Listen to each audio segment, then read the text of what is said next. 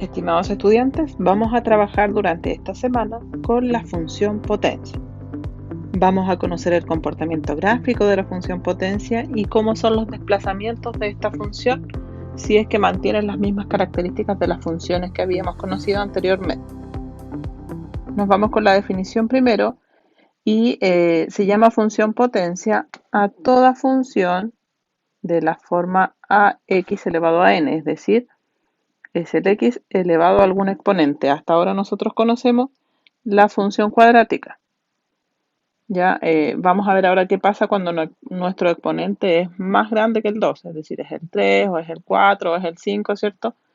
Vamos a ir viendo cuál es el comportamiento que esta función tiene, dependiendo si su exponente es par o si su exponente es impar.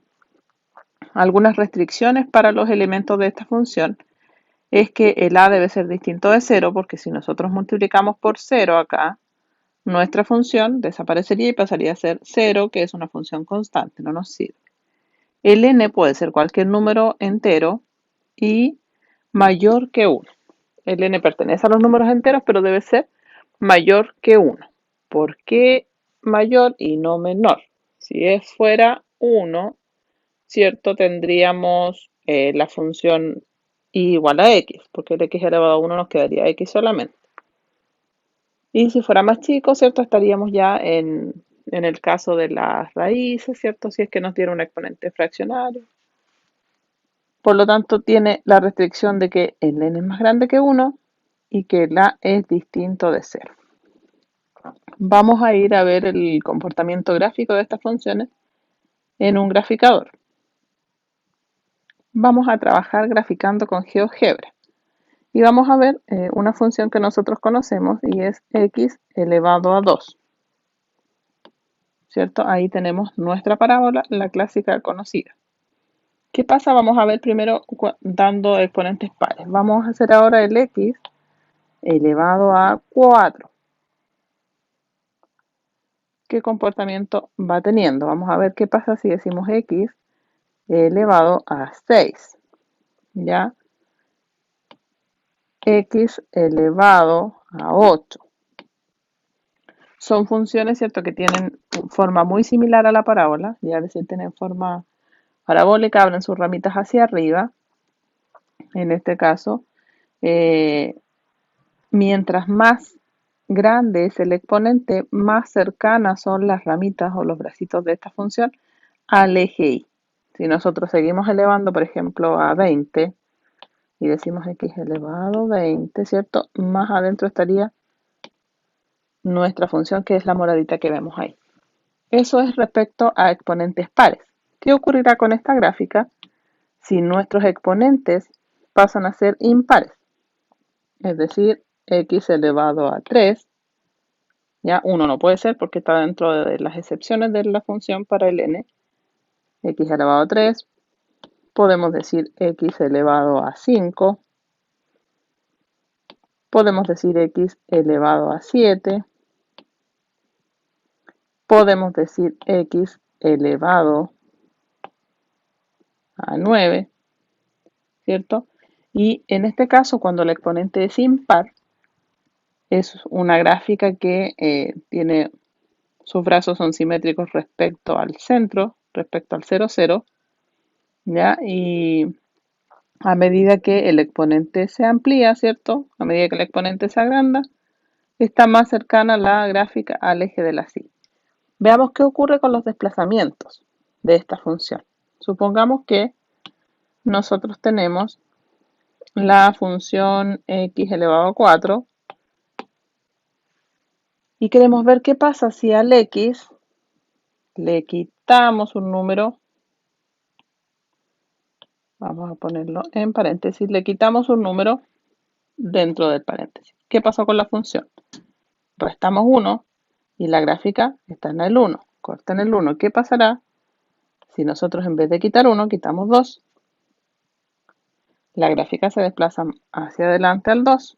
Y si quitamos 4, la gráfica se desplaza hacia el 4.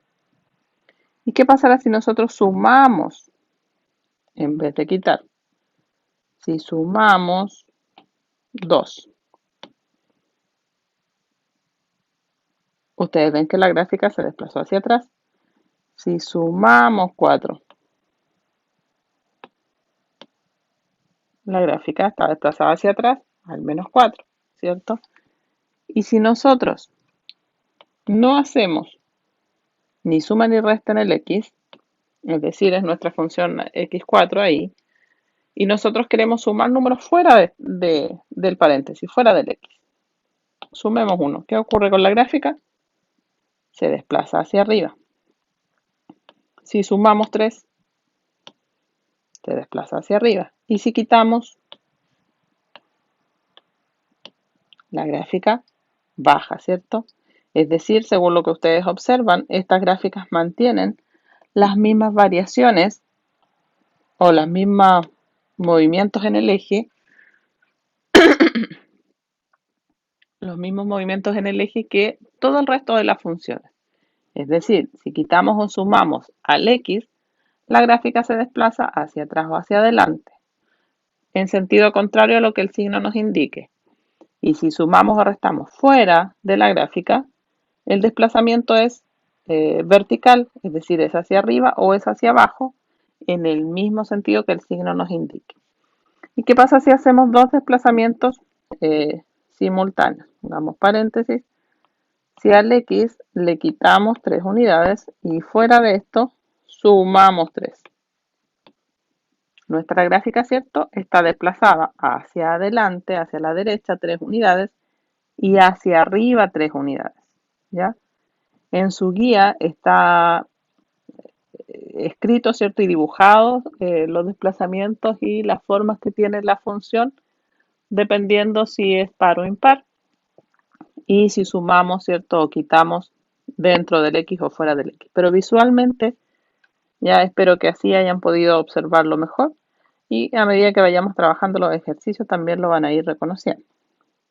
Tal como ustedes vieron entonces en las gráficas que hicimos recién, vimos, ¿cierto?, que si la función tiene un exponente par, ¿verdad? La gráfica tiene forma parabólica.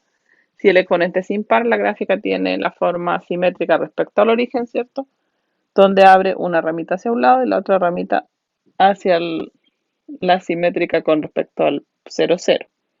Y respecto a los desplazamientos, ¿cierto?, cumple las mismas propiedades que todas las otras funciones. Si nosotros quitamos o sumamos, ¿cierto?, unidades al x, la gráfica se desplaza a la derecha o a la izquierda. Y si sumamos o restamos fuera, ¿cierto?, la gráfica sube o baja. Si es en el eje X, es con el sentido contrario al signo, y si es en el eje Y, es decir, hacia arriba o hacia abajo, con el mismo signo, ¿cierto?, en el mismo sentido que el signo nos indica. Esas serían como las características fundamentales y principales de la función potencia. Veamos un par de ejemplos, ¿cierto?, de cómo podríamos trabajar con esta función y nos dice cuál de las siguientes funciones está mejor representada en el gráfico. Si ustedes observan, este gráfico, ¿cierto?, es simétrico respecto del origen, por lo tanto, sabemos que debe ser impar. Por lo tanto, esa que es par y esa que es par, sabemos de inmediato que no nos sirve. Ahora, ¿cómo sabemos cuál de esas tres puede ser? Tenemos que ver nosotros que cuando el x es 0, la gráfica es 0, la imagen, y cuando el x es 2, la imagen es 16. ¿Ya? Por lo tanto, tenemos que ver en cuál de ellas, al reemplazar por 2, nos da 16 el resultado. La primera sería 2 elevado a 5 y eso dividido en 2. 2 elevado a 5 es 32 y 32 dividido 2 es 16, ¿cierto? O sea, esa sería nuestra función. Si usted quiere comprobar mejor, vaya al b y ve, ¿cierto?, que es x cubo. 2 elevado a 3 es 8, no es 16, entonces no es. Y la otra es 8 por 4 y eso daría 32, tampoco nos sirve. Entonces esa es la función que cumple con la condición, ¿cierto?, de ser impar por la forma que tiene la gráfica y además, ¿cierto?, la imagen de 2 es 16. Veamos otro ejemplo. Dice, en la figura adjunta se muestra el gráfico de la función ax elevado a n, es decir, una función potencia, es correcto afirmar cuál de las siguientes tres aseveraciones. Nosotros observamos, ¿cierto? Y vemos que es una función par, que sus ramitas se abren hacia abajo, ¿cierto? Por lo tanto, el a tendrá que ser negativo. Y nos dice, el a es menos un octavo. ¿Cómo podremos nosotros determinar el a? Sabemos que esta función es a por x elevado a n, ¿verdad? Y sabemos que cuando el x es 1, el resultado es menos un octavo. Y que cuando el x es menos 2, el resultado es 8, ¿ya? Sabemos que es par, como dijimos, por lo tanto el n no puede ser 3. Entonces, sale de inmediato la afirmación 2. Entonces estaríamos entre la A y la B. La primera dice que el A es menos un octavo. ¿Cómo podemos determinar el A? Acá nosotros nos dicen que cuando el X es menos 2, el resultado es menos 8, es decir, A por menos 2 elevado a algún n que no sabemos, ¿cierto? Nos da resultado menos 8. Y tenemos dos incógnitas. Entonces necesitaremos dos ecuaciones. Y la otra nos dice que a por 1 elevado a n nos debe dar menos 1 octavo. Pero sabemos que el 1 elevado a cualquier n nos va a dar 1 siempre. Entonces esto, vamos a poner de otro color, eso va a ser 1. Entonces nos quedaría que el a es menos 1 octavo. Si el a es menos 1 octavo, nos vamos a la otra función que teníamos al inicio. Tenemos dos ecuaciones. En la 1 nos quedaría menos 1 octavo por menos 2 elevado a n, y esto es menos 8. Entonces tenemos que menos 2 elevado a n va a ser igual a menos 8, y el 8 que está acá, ¿cierto? Dividiendo va a pasar multiplicando. Tenemos negativo y negativo, nos va a dar 64 si es que queremos eliminar el signo, ¿cierto? Al tiro. ¿Qué número debe ser el n para que sea 64? ¿Ya? El n debería ser 6. En ese caso encontramos el n, que ya sabíamos que no es 3, pero la afirmación la contestamos con esa, ¿verdad? Que sería la 1. Como no está la opción 1 y 3, inmediatamente nosotros deberíamos decir que solo es esa, ¿verdad? Pero como ya podemos anotar la función entera, fácilmente podríamos responderla en el caso de que nos toque algún ejercicio que sea de esa manera. Y nos quedaría que la función es menos 1 octavo menos 1 octavo es igual menos 1 octavo por x elevado a ¿qué cosa? Al n, pero dijimos que el n era 6. Esa sería nuestra función. Y nosotros queremos saber cuánto vale cuando el x es 4. Es decir, queremos saber cuánto nos da esto cuando el x es 4. ¿Cierto? Y 4 elevado a 6, y eso por menos 1 octavo es diferente de 64. ¿Ya? Entonces, se confirma que solamente era la 1. Ahora, ¿cierto? Con estos dos ejemplos que ya trabajamos, podemos, ¿cierto?, comenzar a realizar la guía y tener consultas para la sesión de clase que vamos a tener esta semana. Y así vamos revisando, ¿cierto?, y viendo en qué podemos ir respondiendo las dudas que ustedes tengan, así como también aquellas consultas que dejen en el foro. Nos vemos, chicos, entonces.